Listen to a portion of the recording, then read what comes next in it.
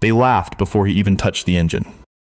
Not a polite chuckle, not the kind of laugh that comes from nerves or surprise.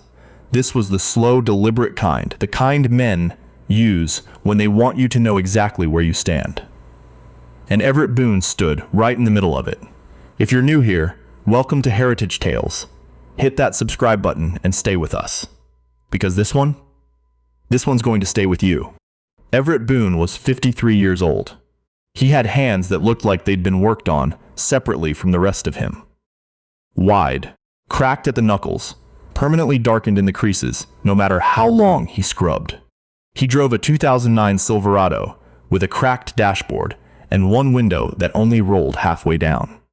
He wore the same kind of clothes he'd worn since he was 22. Dark work pants, a plain collared shirt, steel-toed boots that had been resoled twice. Nobody who looked at Everett Boone on the street would have guessed a single thing about him. That was always the problem, and someday it would be everyone else's. The Hargrove estate sat on 11 acres outside of Franklin, Tennessee. One of those properties that looks like it was designed specifically to make other people feel small. The main house had 16 rooms. The garage alone was bigger than the apartment building Everett had grown up in on the east side of Nashville. Conrad Hargrove had made his money in logistics, the quiet, invisible kind of wealth that doesn't announce itself but is always present. He owned 4 vehicles. The one currently not running was his 1967 Ford GT40, a genuine, documented Le Mans-era racing machine worth somewhere north of $4 million. It had been sitting dead in that garage for 11 days. 3 separate specialists had come through. The first was a restoration shop out of Memphis. 2 men with matching uniforms and a trailer full of diagnostic equipment. They spent a day and a half and left shaking their heads. The second was a retired Ford engineer named Preston Holt, who flew in from Dearborn, Michigan specifically for this car. He was there for 2 days. He left quieter than he arrived. The third was a team from a private automotive museum in Atlanta. 3 technicians, 1 consultant, combined experience of over 90 years in vintage American racing machines. They told Conrad Hargrove that the problem was likely irreversible, without a complete drivetrain rebuild that would take 14 months and cost more than the car's insured value. Conrad Hargrove did not accept that answer. His estate manager, a compact, efficient woman named Beverly Ostrander, had been quietly working her way through every contact in her Rolodex. She was the one who found the name. She found it through a retired mechanic in Gallatin who said, without any hesitation, that if he had a problem he could not solve, there was exactly one person he would call. He didn't give a business name. He didn't give a website. He gave a phone number written on the back of a business card that was 6 years old. Beverly Ostrander called that number. Everett Boone answered on the second ring.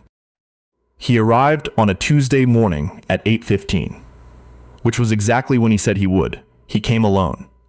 He drove that same Silverado up the long private drive and parked it in the gravel area outside the garage, where the expensive cars usually didn't go. He had a single toolbox in the truck bed. Not a rolling chest, not a wall of drawers. A box. Red, scratched, the kind you could buy at any hardware store 20 years ago. Beverly Ostrander met him at the door and walked him inside. That was when the laughter started. There were 4 men already in the garage. 2 were members of the regular grounds crew, who happened to be nearby. One was a man named Sutton, Conrad Hargrove's personal driver of 8 years, a tall man who treated proximity to expensive things as a form of personal status. The fourth was a man Everett would later learn was named Dwight Calder, a friend of Conrad's from the club, who had stopped by purely out of curiosity. Dwight Calder looked at Everett, looked at the toolbox, looked back at Everett. "This the guy?" he said to nobody in particular. Sutton pressed his lips together in a way that wasn't quite a smile and wasn't quite not one. "Apparently so," he said. Everett set his toolbox down on the workbench Beverly indicated and began looking at the car. He didn't introduce himself. He didn't look at any of them. He walked a slow circle around the GT40, hands in his pockets, and then crouched down near the rear and just looked. "You gonna need a stepladder?" Dwight Calder said. There was laughter. Real laughter, easy and comfortable, the kind that lives in rooms where everyone already agrees on everything. If you're watching this and you know what that laugh sounds like, drop a comment. Just one word. You know the one. Everett didn't respond. He pulled a small flashlight from his shirt pocket and shone it up into the rear engine compartment. "We had Preston Holt in here," Sutton said, leaning against the wall with his arms crossed. "You know who that is?" Everett said, "I know who he is. He spent 2 days. Atlanta team spent 3. You bring something they didn't?" Everett glanced up at him. Not with anger, not with defensiveness. He just looked at the man the way you look at weather, noting it, not arguing with it. "I brought myself," he said. Then he went back to the engine. Dwight Calder laughed again and pulled out his phone. Conrad Hargrove came into the garage around 9. He was 61, silver-haired, the kind of man who moved through spaces as though they had been arranged for him in advance. He shook Beverly's hand, surveyed the situation, and then looked at Everett, still crouching, still quiet, with an expression that was somewhere between uncertainty and impatience. "Mr. Boone," he said. "Mr. Hargrove," Everett said, without looking up. There was a pause. Conrad Hargrove was not accustomed to people who didn't look up. "My estate manager speaks very highly of her contact's recommendation," Conrad said. "I understand you've worked on rare vehicles before." "Some," Everett said. "Can you tell me what you're looking for?" "Not yet." Another pause. Dwight Calder, from his position near the door, was now clearly enjoying himself. "The Atlanta team said drivetrain rebuild," Conrad said. 14 months, I heard." "You disagree?" Everett stood up slowly. He was not a tall man, but something about the way he held himself made the space feel more negotiated than it had a moment ago. He looked directly at Conrad Hargrove. "I don't disagree with anything yet," he said. "I haven't finished looking." The morning went on, like that. Everett worked. The others watched, or pretended not to watch, or left and came back. Sutton made a comment around 10 o'clock about how the Memphis team had covered the same ground in 45 minutes. Everett didn't answer. One of the ground's crew members said something in a low voice to the other, and they both laughed. At 10:40, Beverly Ostrander brought Everett a cup of coffee. He thanked her. That was the only real exchange that happened in the first 3 hours. At 11:15, Everett asked for a specific tool, a differential pressure gauge, calibrated for pre-1970 Ford spec. Sutton looked at the ceiling. Dwight Calder, who was still there for reasons that were becoming increasingly unclear, said he'd never heard of anyone having one of those just lying around. Everett went to his toolbox, opened the third drawer, and produced exactly that tool. Silence in the room changed quality slightly. Not much, but enough. At 12:30, Conrad Hargrove came back through and asked for a progress report. "I know what it is," Everett said. The room got quiet. "The Atlanta team said drivetrain," Conrad reminded him. "The Atlanta team was looking at symptoms," Everett said. "They were right that the drivetrain is affected. They were wrong about the cause." He paused. "There's a failure in the original fuel delivery system, specific to the way Carcraft modified these cars before Le Mans homologation. The secondary fuel pressure regulator has been weeping, very slowly, over a long time, into the intake tract. It's not visible unless you're looking for a very specific carbon pattern in exactly the right place, and you know what you're looking at when you find it." Conrad stared at him. "Preston Holt didn't find that." "No, sir." "The Atlanta team didn't find it." "No, sir." "How did you find it?" Everett was quiet for a moment. Then he said, "I've seen it before. Once. On a GT40 that came through a shop I worked at in 1998. Different symptoms, same route. I remembered it." The room was very still. Dwight Calder had put his phone away. Now, if you've ever been in a room where the temperature shifts because someone said something that couldn't be unsaid, you know exactly what this moment felt like. And if you haven't, stay with us, because it's about to get better. Everett asked for 3 hours in quiet. He got both. Eventually. Sutton stayed for a while, hovering in a way that was supposed to look casual, but wasn't. Around 2 in the afternoon, even he drifted out. Everett worked the way he always worked. Slowly at first, then with a kind of acceleration that looked almost like intuition from the outside, but was actually 41 years of accumulated knowledge expressing itself through his hands. He had started learning engines when he was 12 years old, working weekends at his uncle's repair shop in a part of Nashville that no longer existed.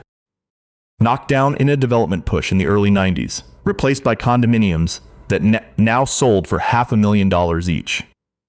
His uncle had taught him that a machine always tells you what's wrong. You just have to be willing to listen longer than most people are patient enough to. He had never gone to a technical school. He had never taken a certification course.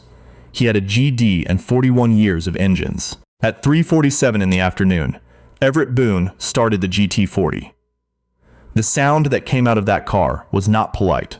It was not the sound of a machine that had been fixed. It was the sound of something being restored to what it had always been.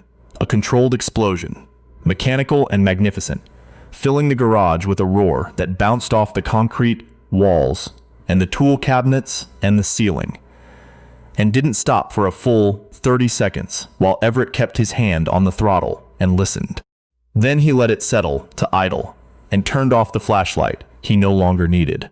Conrad Hargrove was standing in the doorway. He had come back without anyone hearing him. His hands were at his sides. His face, which had been carefully composed all morning and all afternoon, had stopped being composed. Behind him, slightly to the left, Sutton stood completely still. Dwight Calder, who had apparently come back as well at some point, was gripping his phone with both hands and not looking at it. Beverly Ostrander was crying quietly in a way she didn't seem to be aware of. Everett climbed out from behind the car. He picked up a shop rag and wiped his hands. "Secondary fuel pressure regulator," he said to Conrad. "The replacement part isn't available new. I fabricated one. It'll hold, but you should have a machinist make a permanent piece within the next 6 months. I can give you the spec drawing. It took me about an hour to work out the tolerances, but it's accurate." Conrad Hargrove crossed the garage in 5 steps and extended his hand. Everett shook it. "What do I owe you?" Conrad said. "Beverly has my rate sheet," Everett said. "I charge by the hour. I was here 7.5 hours. Conrad looked at him for a long moment. "The Atlanta team quoted me $180,000 for the rebuild. Preston Holt's consultation alone was $12,000. Everett said nothing. "Whatever Beverly has," Conrad said, "double it. And I'll need your information for future reference." It was Dwight Calder who spoke next. His voice had changed, not dramatically, but in the way voices change when a man realizes mid-conversation that he has been wrong about something fundamental. "I apologize," he said. Just that. 2 words, standing alone. Everett looked at him. He didn't say it was fine. He didn't say he didn't notice. He held the man's gaze for a moment. Long enough for the words to mean something. Not long enough to make it worse. And then he nodded. That nod was the whole conversation. But there is something you need to know, because this story doesn't end in that garage. 3 weeks after that afternoon, a letter arrived at the offices of a company called Calder and Merritt Holdings, Dwight Calder's primary business, which dealt in private equity investments across the Southeast. The letter was from an attorney. The attorney represented a client who had recently acquired a significant position in a commercial real estate development Calder and Merritt had been negotiating to purchase for the past 8 months.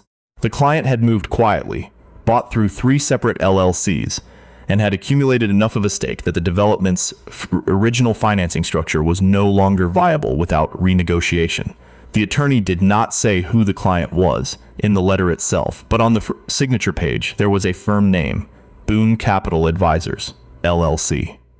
Dwight Calder sat in his office for a long time after reading that letter. He thought about the garage. He thought about the toolbox. He thought about a man in work clothes who drove a 2009 Silverado and answered his phone on the second ring and never once raised his voice. He thought about all the things he had assumed. His partner at Calder and Merritt, a man named Franklin, called him that afternoon. He'd also received communication from the attorney. He wanted to know who Everett Boone was, how much he was worth, what he wanted. Dwight Calder didn't answer any of those questions the way Franklin expected him to. "He's the guy," Dwight said. "Who fixed Conrad's car?" There was a silence on the other end of the line. "That's it?" Franklin said. "That's it," Dwight said. "That's everything." The renegotiation took 4 months. Everett Boone sat across a mahogany table from men in suits that cost more than his truck and said very little, the same way he said very little in that garage. His attorney did most of the talking. The numbers moved in one direction. He still drove the Silverado. He still wore work pants and steel-toed boots. When Beverly Ostrander called him 6 months later with a referral from Conrad Hargrove, a 1955 Mercedes-Benz 300 SL with electrical problems that had defeated 2 European specialists, he answered on the second ring. He still charged by the hour. He still showed up exactly when he said he would. And somewhere in a garage in Franklin, Tennessee, a GT40 that hadn't run in 11 days was waiting for its owner to drive it, finally, completely, fully alive, because one man had been patient enough to listen to what the machine was trying to say. If that story hit different, you know what to do. Like this video, leave a comment below, and subscribe to Heritage Tales. We're here every week with stories that remind you the most dangerous person in any room is usually the quietest one.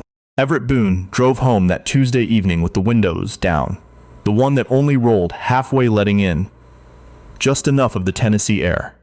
And he didn't think about Dwight Calder or Sutton or Preston Holt or the Atlanta team or any of them. He thought about his uncle's shop. He thought about a 12-year-old kid with oil on his hands being told, for the first time, that a machine will always tell you the truth if you're willing to listen. He had been listening ever since.